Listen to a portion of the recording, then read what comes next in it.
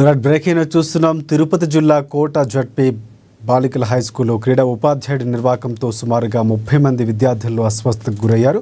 విద్యార్థులు యూనిఫామ్ వేసుకోకుండా స్కూలుకు వచ్చారనే నెపంతో క్రీడా ఉపాధ్యాయుడు సుభాన్ పైశాచికంగా గుంజిళ్లు తీయించడంతో విద్యార్థులు తీవ్ర అస్వస్థతకు గురయ్యారు.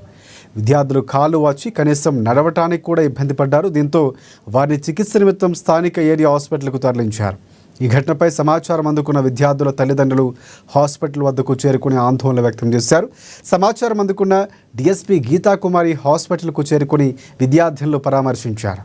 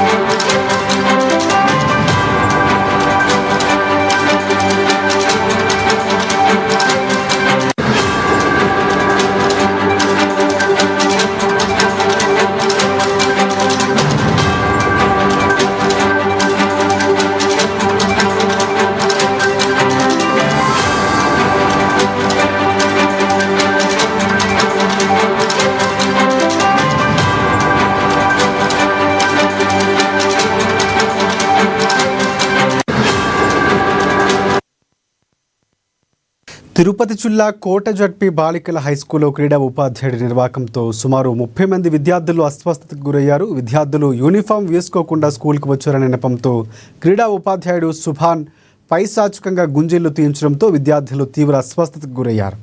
విద్యార్థులు కాలు వాచి కనీసం నడవడానికి కూడా ఇబ్బందులు పడ్డారు. దీంతో వారిని చికిత్స నిమిత్తం స్థానిక ఏరియా హాస్పిటల్కు తరలించారు. ఈ ఘటనపై సమాచారం అందుకున్న విద్యార్థుల తల్లిదండ్రులు హాస్పిటల్ వద్దకు చేరుకుని ఆందోళన వ్యక్తం చేశారు. సమాచారం అందుకున్న డిఎస్పీ గీతాకుమారి హాస్పిటల్కు చేరుకుని విద్యార్థులను పరామర్శించారు.